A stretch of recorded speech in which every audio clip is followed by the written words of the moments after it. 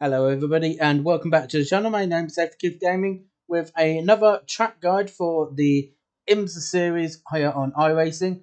Season 1 2022 week 2 is at Laguna Seca. So we're staying in the United States of America. Last week we was at the Circuit of the Americas located in Texas. This time around we're going to Laguna Seca, a little bit more westward on the very west hand side in Laguna Seca in California. If you do like the video, don't forget to click the like button, as it does allow me to know that you are liking the videos that I'm posting at the moment. And if you are interested in subscribing to the channel, then please do so, as that will allow you to be notified when I am next uploading videos as well. But otherwise, let's go straight onto the track guide.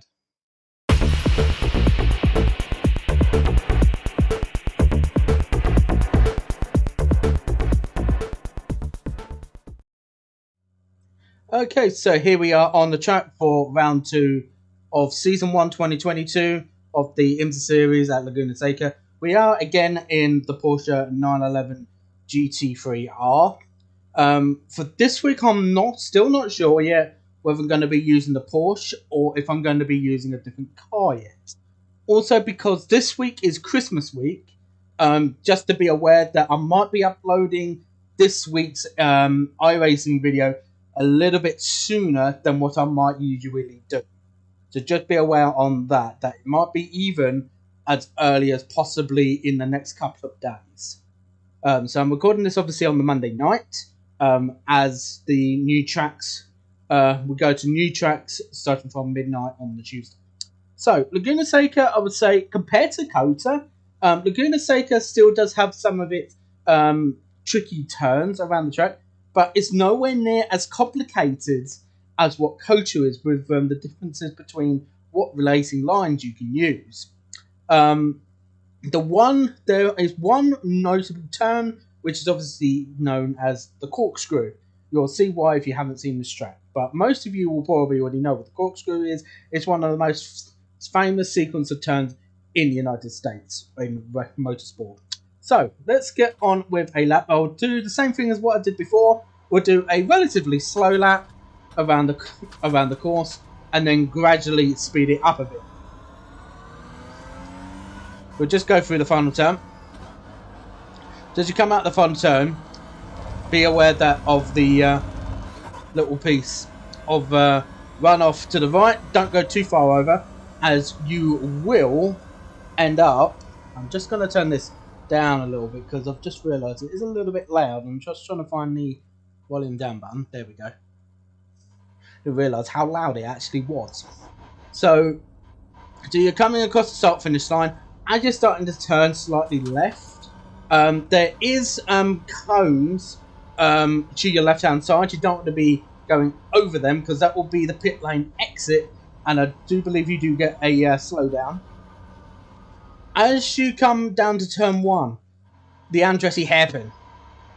Very, very difficult on the braking zone, because I believe the braking line is around about this white line that you see on the right hand side, just before the 3 marker. It's quite a long braking zone, especially because it's also downhill. So it's very difficult to perfect because it is a double left-hander. Don't just treat this as just one whole turn, because while it is a long turn, it is 2 different turns. You have to get the first part right to be able to then get the second part right. So if you don't get the first part right, forget about getting the second part right unless you make a miracle. Or you slow down a lot to the point that really you've already ruined your lap if you're on a qualifying lap. So as you come out of the turn, you want to try and hit this outside curb. Don't get into the little dirt that you see on the right hand side on the corner exit. It can spring you round over to the left and into the tyre wall on the left hand side quite viciously if you get too much into it. But you want to try and get onto as much of the curb as you possibly can on the exit to get the best option turn. There isn't much time before you get to your next turn. So if you are a tiny little bit slower coming out of the Andretti hairpin, don't worry too much, because this isn't really even an overtaking zone. But it can be made, and it can be done if the person behind you gets enough of a run. especially because this is one of these type of turns where you're getting right over to the other side of the track. Some drivers on iRacing actually get all the way over to the outside curb before even the turn. So what they'll do is they'll actually use that as a guide to then start turning into the inside. This is actually a reasonable medium speed turn. Don't touch the inside curbing on the sausage curb, which you see is highlighted in red, where the normal curbs are blue and white in colour. You don't want to touch these red curbs that you will see around the track. These are sausage curbs, not as violent as Kota, of course, but they are still quite heavy on the car and will send you out of the shape. So you don't want to be touching them if you can help it. And off tracks can be a little bit annoying because this track is, although quite fast, the width isn't that wide necessarily. So we're coming up to turn 4. This turn's another medium speed corner. A little bit more speed that you can take through this turn compared to the previous turn you just come through. The optimum line, you don't have to go on this outside curve here as well, but if you want the most optimum line, it's probably a good idea just to come out to the outside curve just a little bit, but it's not something you have to do. Just make sure that obviously you're turning in enough, then that way you're able to do the exact same thing. Some of these turns are like just simple 90-degree turns, and you're pretty much tackling them in a very similar way. Excuse me. The main thing is just try and carry as much momentum out of the turn as you possibly can without going too wide. This turn especially is quite easy to do. Even pro drivers will get this turn messed up quite easily. But you want to try and touch this outside curb here, but make sure once you do it, you're getting back fully onto the track. Don't touch the dirt to the left-hand side. That can actually hinder you quite badly if you're not careful. So you'll get a little bit of a break. You want to try and keep over to the right-hand side on this curve here, if you can. As soon as you possibly can. You'll go underneath a bridge, which then will bring you up to your next braking zone. Which I believe the braking zone is around about either the white line or the number 2 board. This turn is a little bit different compared to the previous 2 turns. This one, while being mostly a 90-degree corner, it is a longer turn that is not quite as degree angled as the previous 2 turns. So this turn is a little bit longer and has a little bit of banking. You don't really notice that much, but there is a little bit of a banking. There is, especially on the corner exit. But it's quite easy to mess up because you can't quite see the corner exit until you're about halfway through the turn, necessarily. As you're coming out of the turn, you want to try and get as much optimum speed as possible, because the next, I'd say 10 to 15 seconds, pretty much 95% of your full throttle for the next 10 to 15 seconds is all going to be uphill. So it's very important that you get this particular exit right, because if you don't, you can lose quite a bit of time, especially through this next turn if you don't get this turn right. So we're going uphill, going underneath another bridge. We're about to be coming up to possibly the most difficult part of the track. And this turn, I'm going to be honest, during my first 2 years of iRacing, this turn was the whole reason why I didn't like this track. It's grown on me a little bit more in recent years, but this track I hated because of this one turn, because I could never get it right. The kink. So this little kink, you can't really see the corner until you're pretty much right on top of it. So you need to try and get this angling right. You do. It's very difficult to do so. It looks simple, but the degreed angle is very harsh compared to most other turns around the track. Like, I think there's only one turn that is more degree angled than this turn, and that's the final turn of the track. Very important. Absolutely under no circumstances are you to touch this sausage curb. You need to try and ride this curb as much as possible, but the moment you hit this sausage curb, you will be spiraling over to the right hand side of the track and going onto the gravel track. You can see there is actually some gravel trap marks. I actually did do that during my out, as you can possibly tell. So it's very easy to do, especially during your first few laps. But I would always say, make sure you're just taking things nice and carefully during the first few laps. Get yourself settled in and getting used to that turn, because that turn is so important to get right. If you don't get it right, you lose ample amounts of time, because not only are you going off track, you're then also going uphill even more, which will now lead you to possibly one of the most, if not the most infamous sequence of turns in the United States of America, the corkscrew. So you're going uphill, you're going to go past a couple of pylons, I guess. This turn you will not see until you go over this crest, but you want to try and brake around about the 3-meter board that you see to the right hand side. By the time that you're braking, you need to be as far over to the right as you possibly can and braking in a straight line. And if you mess up even slightly, you can actually get overtaken on this turn quite easily. You can. So you want to be as far over to the right hand side as possible, even on the outside curb if you can. As you can see now, you can see the apex for the beginning of the corkscrew chicane. The corkscrew chicane, if you don't handle it right, or your car is out of shape going into this turn, you probably might not even come out of it. So the corkscrew is infamous for that reason. Had some pretty big crashes in real life over the years as well. In IndyCar, Champ Car. You've had some in IMSA before as well, of course. So the inside of the curb, you want to try and take as much curb as you can on the left-hand side. You won't see the apex for the second part of the corkscrew chicane until literally you're going through it. So it's more of a matter of feel over consecutive number of laps. So one major thing is getting a feel of the corkscrew chicane, and it is a matter of muscle memory because you can't really see the apex necessarily. So it is a matter of the more laps you do around this particular section of the track, the more the better you will feel over time. The second part, I'm going to try and get as much curb as possible. Don't go too far over to the right, because that will obviously give you an off track. If you go even further, it can even give you a slowdown as well. Now, there's two different types of exits that drivers do.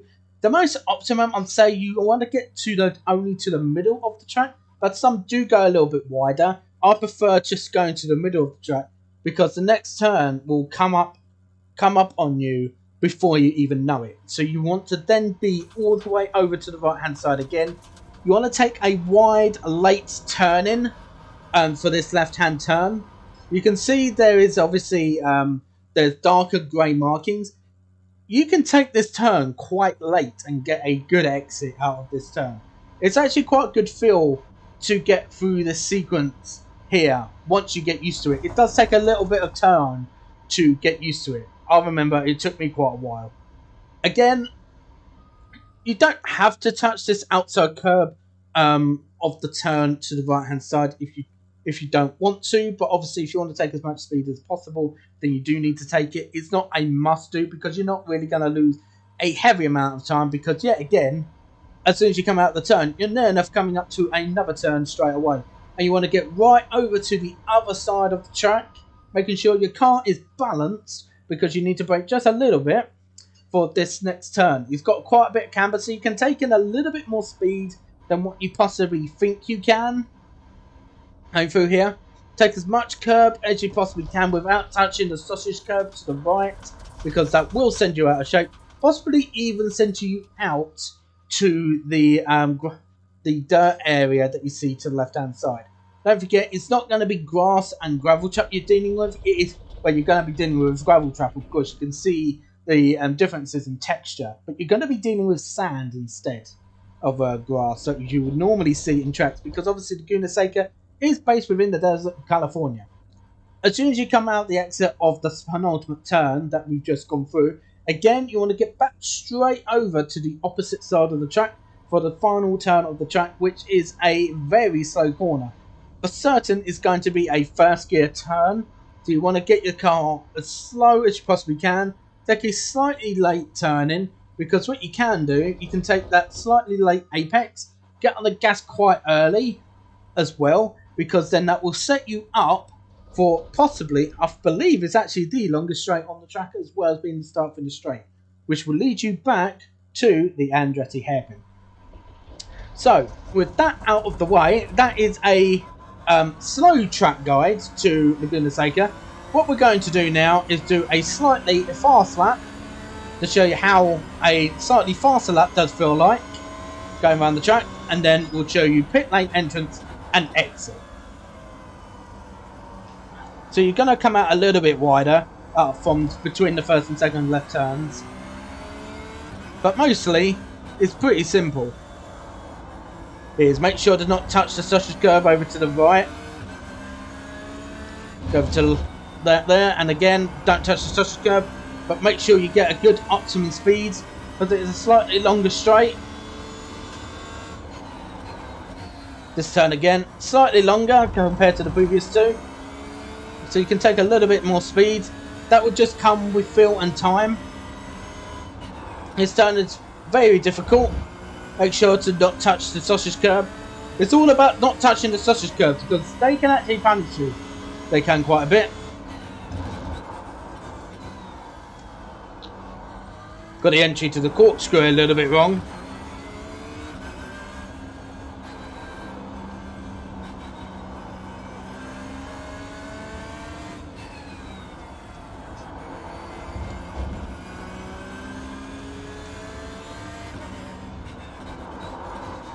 And as you can probably tell, the lap is definitely not quite as long as what the previous round was at as well.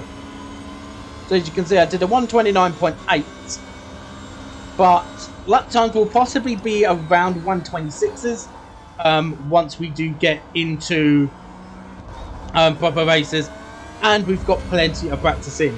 That will probably be the lap times top split, so depending on where you're going to be, will be very different.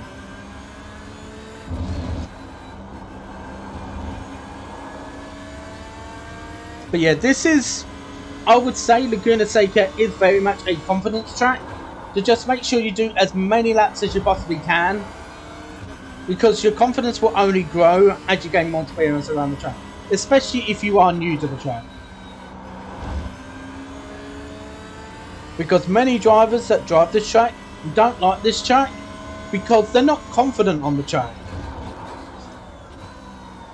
But once you get confident of the track, then you can actually do quite a bit of difference.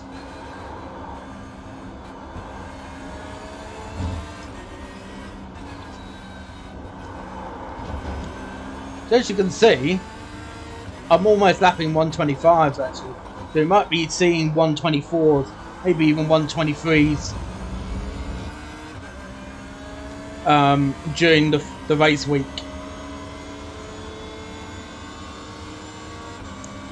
Okay, so that was a couple of faster laps around Laguna Seca. What I'm going to do now is pull up by pit lane entrance, and we'll show you how to tackle pit lane entrance and pit lane exit around Laguna Seca. Okay, so we are now right by pit lane entrance Laguna Seca. So Laguna Seca, I would say pit lane entrance is a little bit more difficult than the pit lane entrance at COTA, but the pit lane exit is certainly a lot easier for the most part. So pit lane entrance will be to your left hand side just as you come out the penultimate corner, which is before the last turn. The pit lane entrance line is actually goes on the inside of the final turn of the track. So when you're coming out of the final turn, you'll be on this outside curve. You actually do not need to come to the right hand side of the track. You can just stay on the left hand side. As you come into pit lane entrance, pit lane speed limit for this track is 56 kilometers an hour. So it is a little bit slower compared to what it was like at COTA. Mostly because the pit lane entrance, the pit lane is not as wide as what it is at Circuit of the Americas. Pit lane entrance, just before the pit entry line, where the speed limit starts, it is extremely tight. So make sure before you get into this turn here, you are slowed right down, and you will need to put on pretty much full lock. You will. So as you can see, you're obviously, if you watch me on the webcam, I'm pretty much at a 180 plus degree angle turn coming into pit lane, and I'm pretty much slowed right down. Now I'll go back a little bit, I will, and show you if you do not do that full lock. Because if you do not do that full lock, you're going to go into the tire wall which is ahead of you. And I've done that before, and I'm pretty sure most of you have. So as you come into pit lane, if you only put in, say, for example, 90 degrees, you're going straight into that tire wall there. So there is no way of stopping that. To make sure you're getting a 180 degree turning angle, the pit lane entry line is pretty much right at the exit of that turn. So 56 km/h speed. There is a good amount of pit boxes as well. GT3s, if you are towards the back of the grid, will probably be one of the first few boxes of pit lane entrance, which is very difficult. So you're going to be turning in even more. Obviously, LMP2s, you'll be towards the end of the pit lane, which will be convenient for yourself. So that is obviously for that. Is pit lane entrance, I'd say, is a little bit difficult. You can easily gain a good amount of time if you are able to get a good amount of speed through the turn. But the most optimum thing to do is, of course, get through the turn, because there is a good amount of drivers that don't get through the turn, and then because they haven't gotten through the turn properly, then they cause a little bit of chaos at pit lane entrance, and then other drivers can't do their pit stop because there's somebody that's just spun around. And obviously, COTA, I've seen some videos of some iRacing silliness compilations where a driver has spun around in pit lane entrance even at COTA. That can be a little bit annoying. So first priority is make sure you get through pit lane in a safe manner. If you can't do that, then you're going to have yourself a troublesome time. So that is pit lane entrance. Pit lane exit. As you can see, there's green cones that show the pit lane exit. Do not go on the left-hand side of the green cone. I do believe that gives you a penalty. I haven't tested it, and I'm not going to, but I do believe that does give you a penalty. If I am wrong, please let me know, but I'm pretty sure it does give you a penalty. So obviously, as you come out pit lane exit, you're going slightly uphill for a moment. You will see traffic possibly to your right-hand side as you're coming out of pit lane exit. Keep to the left-hand side of the cones, as obviously you would do when you're on the live track. You'll be keeping to the right-hand side of the track, the orange cones. So as you come through pit lane exit, just make sure you keep to the left-hand side of these orange cones here. The pit lane exit will allow you to go on the inside of the Andretti hairpin. So the pit lane exit is a little bit excuse me, it's a little bit tighter. However, it is obviously a shorter exit, and will also allow you to possibly as well get you a very easy pit lane exit. Now obviously there is no exit lines, so as soon as you come out and pit exit, obviously don't do it if there is traffic to your right hand side. Don't go just straight over to the right hand side. There will probably be some of that possibly in the lower splits, or even in higher splits if two drivers are battling and they're trying to cover each other off. But obviously don't do it in an unsafe manner where you are going to cause a crash. The best thing to do is, if you're battling with somebody coming out of pit lane and they're on the live track, keep to the left hand side of the track coming up to turn 3, and that will allow both drivers to be able to negotiate safely. If they see you coming out of pit lane exit, which they should do, you're pretty much next to each other. If you are both next to each other as you come out pit lane exit, they should take the middle line of the track. If you're both still side by side with no room between you as you're coming up to this turn, 9 times out of 10, the driver that was on the live part of the track as you come out of pit exit, the driver that was on the live track will have priority for the turn, as they'll be on the inside.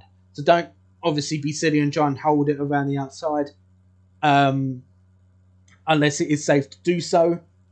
But typically the person on the inside for this turn, as you're coming out of pit lane, should have the optimum run going for the corner and should be able to take the pace 9 times out of 10. Okay, so that just about does it for today's track guides to Laguna Seca, otherwise known as Weathertech Raceway, located in the United States of America in California. If you do like the video, don't forget to click the like button and also subscribe to the channel if you do enjoy content such as this. There is a couple of links down below as well, which is regards to iRacing. If you do want to get yourself new setups, then there is a referral link which you can follow down the description below. And if you do want liveries for cars that you are driving, then you can do so. We are also offering a reduced price by using a keyword that is located in the description below for you guys as well. But otherwise, I hope to see you guys on the track during the week ahead. I hope to see you again soon. Goodbye for now.